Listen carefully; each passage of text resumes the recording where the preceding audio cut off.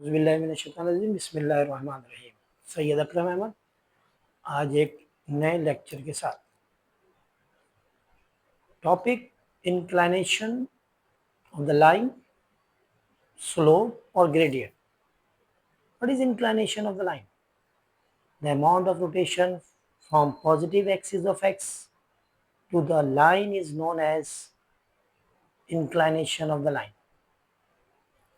Simply जब कोई line जो है वो एक्स एक्स के साथ कोई एंगल बनाए पॉजिटिव डायरेक्शन में, it means anti clockwise direction में, उसे कहा जाता है इंक्लिनेशन ऑफ द लाइन।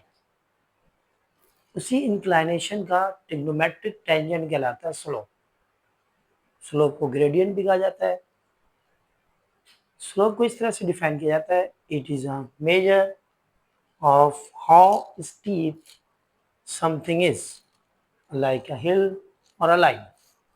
यानी कि कोई लाइन कितनी ज़्यादा स्टीप है, यानी तकरीबन वाई एक्सिस की तरह। स्लोप को डिफाइन करने के लिए हम इंक्लिनेशन का इस्तेमाल करते हैं। फॉर एग्जाम्पल, एक straight line positive X axis के साथ थीटा एंगल बना रहा है, that is called inclination of the line. Inclination का ट्रिग्नोमेट्रिक टेंजेंट क्या कहलाएगा? Slope. It can be calculated by using this formula, delta Y over delta X, that is change in Y with respect to change in X. यानी हर x unit में इजाफे से Y में होने वाली तब्दीली स्लोप ऑफ द लाइन कहलाएगी। इसको यूं भी कहा जा सकता है, rise to the run is known as slope. Slope को स्मॉल एम से रिप्रेजेंट करते हैं अमूमन। अगर हम इस डायग्राम को देखें तो एक लाइन जो है वो थीटा एंगल बना रहा है with the axis of x. Points हैं ए बी सी। अगर इन दो पॉइंट्स को कंसीडर किया जाए, ए और बी को, तो वर्टिकल चेंज और हॉरिजॉन्टल चेंज, इन दोनों का रेशियो क्या कहला रहा है? स्लोप। चूंकि इसी लाइन के तीनों पॉइंट्स हैं तो स्लोप कांस्टेंट रहेगा। यानी यहाँ भी वर्टिकल चेंज 2 है, हॉरिजॉन्टल चेंज 2 है, तो यहाँ पे भी वर्टिकल चेंज 2 है और हॉरिजॉन्टल चेंज 2। इसका मतलब 2/2 is equal to 1। So the slope of this specific line is 1। Slope को कैलकुलेट करने के मुख्तलिफ तरीके हैं, उनमें से एक है 2 पॉइंट्स फार्मूला, यानी delta Y over delta X. अगर हम इस लाइन की बात करें जो इन दो पॉइंट से पास कर रहे हैं, तो इसके दोनों y कंपोनेंट सेम है, it means change in y zero, that's why slope is zero.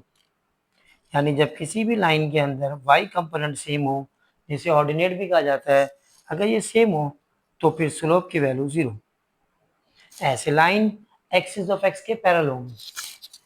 The slope of the line through this points when the component x या एब्सिसा सेम हो तो स्लोप विल बी अनडिफाइंड, यानी infinity. चूंकि change in x zero के बराबर, जब भी किसी फ्रैक्शन के डिनोमिनेटर में जीरो आ जाए, अनडिफाइंड या इन्फिनिटी हो जाएगा। तो x2 और x1 सेम है, स्लोप के आगे हमारे पास इन्फिनिटी। इसी तरह से कुछ लाइन जो कि left to the right upward हो, उनका स्लोप हमेशा पॉजिटिव होगा। एक ऐसी लाइन जो लेफ्ट से राइट अपवर्ड की तरफ हो, उसका slope positive. Positive slope indicate the positive relationship between the variable x and y. बहुत सारे फिजिकल क्वांटिटीज ऐसे होते हैं जिनके दरमियान पॉजिटिव रिलेशन होता है या डायरेक्ट प्रोपोर्शनल होता है। बिल्कुल इसी तरह से the line left to right downward, यानी लेफ्ट से राइट की तरफ डाउनवर्ड हो तो slope will be negative. Actually ऐसे मौके पर जब लेफ्ट टू राइट अपवर्ड हो तो पॉजिटिव स्लोप होने की वजह सिंपली यहाँ पे एक्यूट एंगल बनना।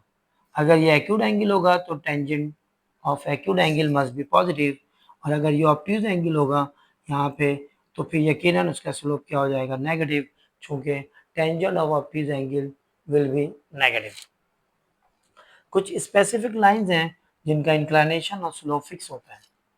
ऐसी तमाम लाइन जो एक्सिस ऑफ एक्स के पैरेलल हो, उनका slope zero, it means inclination भी 0 डिग्री, यानी एंगल जो होगा वो जीरो। ऐसी तमाम लाइन जो y एक्सिस के पैरेलल हो, उनका इंक्लिनेशन 90 डिग्री, तो स्लोप क्या हो जाएगा? अनडिफाइंड, जैसे tangent of 90 degree undefined. Simply bisector of the first and third quadrant, किसी भी लाइन को अगर बाइसेक्ट किया जाए किसी भी फर्स्ट और थर्ड क्वाड्रेंट के दरमियान, जो बाइसेक्टर ड्रॉ होगा इसके जो है स्लोप की वैल्यू 1 और इसके इंक्लिनेशन की वैल्यू 45 डिग्री। इसी तरह से bisector of second and fourth quadrant, अगर कोई लाइन सेकेंड और फोर्थ क्वाड्रेंट को बाइसेक्ट करे तो इनका इंक्लिनेशन बनेगा 135 डिग्री और इनका स्लोप क्या आ जाएगा -1। एक्चुअली जो टॉपिक हमने स्टार्ट किया है ये स्ट्रेट लाइन, ये क्लास 8 ओ लेवल के अंदर भी मौजूद है, सेकेंड ईयर की मैथमेटिक्स में भी है और कॉमर्स में भी पढ़ा जाता है। स्ट्रेट लाइन के बारे में काफ़ी तफसील से पढ़ना हमें, यकीनन इसमें 3 से 4 दिन लगेंगे या 3 से 4 लेक्चर्स होंगे जिसके बाद ये चैप्टर कंप्लीट होगा। तो आप चैनल देखते रहिए और लाइक, सब्सक्राइब और शेयर करना ना भूलें। अल्लाह हाफ़िज़।